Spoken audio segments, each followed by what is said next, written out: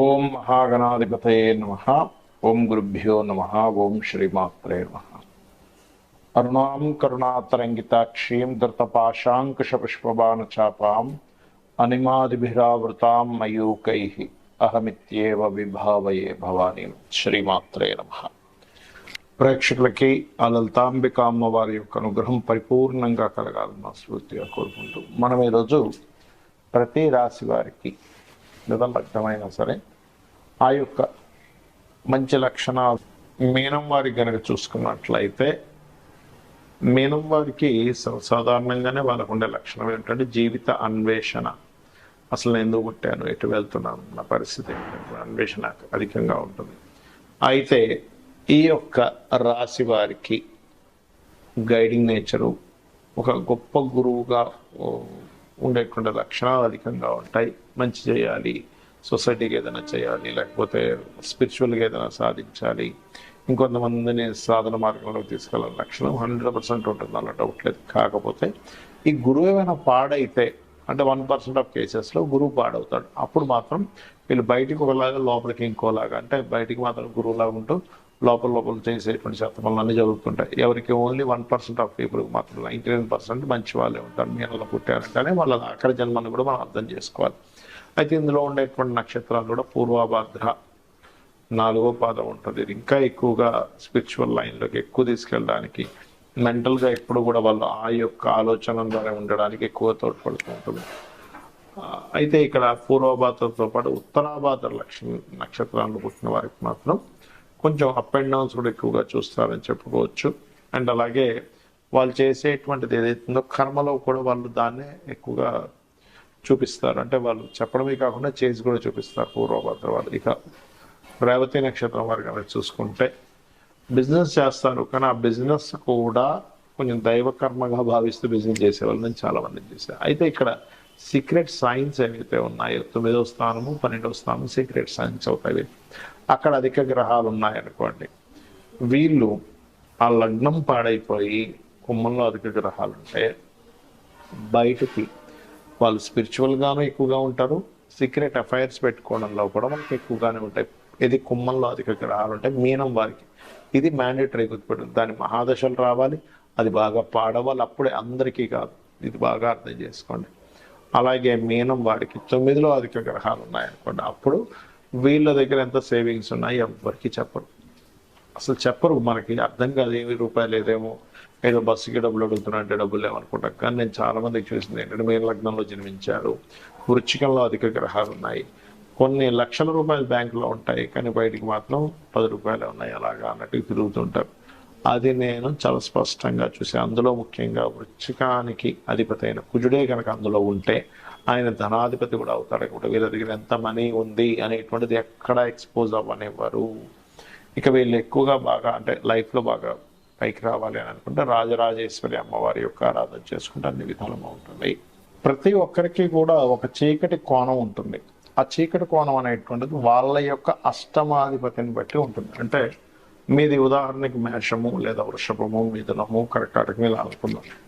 అక్కడి నుంచి 8th lot అంటే మేషానికైతే కుజుడు అవుతాడు, వృషభానికైతే గురువు అవుతాడు, మిథునానికైతే ఆ యొక్క శని, కర్కాటకానికి అగైన్ శని, సింహానికైతే మరలా గురువు, కన్యకైతే కుజుడు, తులకైతేనేమో శుక్రుడు అవుతాడు, వృశ్చికానికి బుధుడు, కన్యకి మనకి ధనస్సుకి అయితే చంద్రుడు, మకరానికైతే రవి, కుంభానికి బుధుడు, అదేవిధంగా మీనానికి శుక్రుడు అవుతాడు. కాబట్టి ఈ యొక్క రాస్యాధిపతులు కనుక సీక్రెట్ సైన్స్ అంటారు. అంటే secret science is different, secret lord is different. అంటే మీ యొక్క జాతక చక్రంలో అష్టమాధిపతి గనక బాగుంటే మీ లైఫ్లో ఆ సీక్రెట్ అనేటువంటిది ఎవరికి తెలియదు, గుర్తుపెట్టుకోండి. అష్టమాధిపతి కనుక పాడైతే ఇక్కడ చాలా రకాలు ఉంటాయండి. ఎలా అంటే నేను చూసినటువంటి నా యొక్క అనుభవంలో అష్టమాధిపతి బాగా పాడైపోతే వీళ్ళ యొక్క సీక్రెట్ని వీళ్ళు బయటపడ్డా కూడా అయితే ఏమైంది, నేను ఇది చేస్తున్నా, అయితే ఏమైంది అని బుకాయిస్తారు కూడా కొంతమంది. ఇది 8th లార్డ్ పాడైనా 8th హౌస్లో పాపగ్రహాలు ఉన్నా అంటే ధైర్యం ఉంటుంది. కొంతమంది చూడండి సిగరెట్ తాగుతుంటారు కొంతమంది సీక్రెట్గా, ఇంకొంతమంది సీక్రెట్గా డ్రింకింగ్ హ్యాబిట్ ఉంటుంది, ఇంకొంతమంది సీక్రెట్ అఫైర్స్ పెట్టుకుంటారు, ఇంకొంతమంది సీక్రెట్ ఏదో సంథింగ్ చేస్తుంటారు. కానీ ఎప్పుడైతే పాపగ్రహాలు ఉన్నాయో వాళ్ళు ఆ సీక్రెట్ని ఓపెన్ అయిపోయిందంటే ఇంకా వాళ్ళని పట్టుకోలేము. అందుకని మీ పిల్లలకి ఎవరికైనా ఇటువంటి అలవాట్లు ఏదైనా ఉంటే కనుక అష్టమంలో అధిక గ్రహాలు పాపగ్రహాలు ఉంటే వాళ్ళ సీక్రెట్ని వాళ్ళ ముందు ఓపెన్ చేయకండి, తెలియనట్టుగానే ఉండండి. అప్పుడే వాళ్ళు కొంచెం ఉండగలుగుతారు ప్రశాంతంగా. అంటే ఓపెన్ చేసేసారా ఇంకా భయం లేకుండా మీ ఇంట్లోనే కూర్చొని మందు కొట్టడం, మీ ముందే సిగరెట్ తాగడం, మీ ముందే. ఇప్పుడు చాలామంది చూడండి వైఫ్ అండ్ హస్బెండ్ విషయంలో కూడా అఫైర్స్ ఉంటుంటాయి కొంతమందికి. అప్పుడు ఏం జరుగుతాయంటే చాలా కేసెస్లో వాళ్ళకి అంటే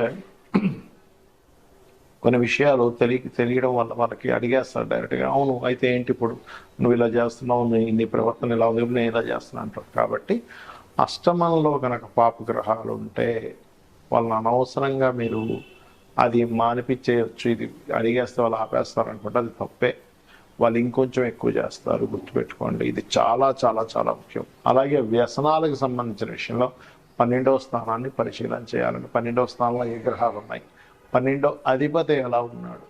ఎంత బలంగా 12వ అధిపతి పాడైతే అంత వాళ్ళు వ్యసనానికి గురైపోతారు. ఇది డ్యామ్ షూర్గా జరుగుతుంది. కాబట్టి అష్టమంలో ఉండే గ్రహాలకి 12వ స్థానంలో ఉండే గ్రహాలకి మీరు రెమెడీ చేసుకోవాలి. ఇప్పుడు అంటే ఆ గ్రహాలకు సంబంధించిన దానం ఇవ్వడం, ఆ గ్రహాలకు సంబంధించిన పదార్థాలు గోవుకి తినిపించడం, ఇవి చేయాలి.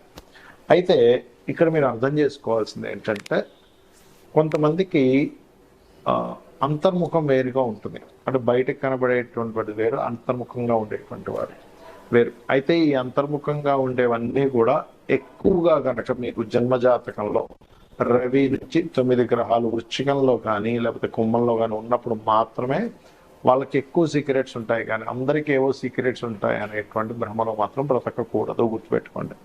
అంటే స్కార్పియో సైన్లో అధిక గ్రహాలు ఉన్నా, కుంభరాశిలో అధిక గ్రహాలు ఉన్నా వాళ్ళకి సీక్రెట్గా ఎక్కువ, అంటే వాళ్ళకి రకరకాల అఫైర్స్ అనుకోండి, లేనట్లయితే బయటకు ఒకలా మాట్లాడుతూ లోపల ఇంకో రకంగా ఉండడం కానివ్వండి.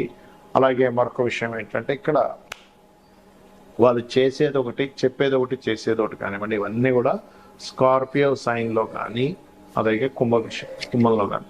అయితే ఇక్కడ ఎంతసేపు వాళ్ళకి సీక్రెట్గా ఉంచుకుంటారనేటువంటిది ఒక ఎత్తు అయితే, కొన్ని సీక్రెట్గా ఉండేటువంటి అంశాలు ఏవైతే ఉంటాయో ఆ యొక్క అంశాలు వాళ్ళకి అర్థమవుతాయి కూడా సీక్రెట్ సైన్లో ఉన్నప్పుడు. అంటే ఏమిటి, కొంతమంది చూడండి పలానా దగ్గర నీళ్లు పడతాయండి, అంతర్గతంగా ఉండే వాళ్ళకి చెప్పగానే అక్కడే వాటర్ పడతాయి. ఇంకొంతమంది పలానా దగ్గర ఏదో నిధులు ఉన్నాయని చెప్తూ ఉంటారు.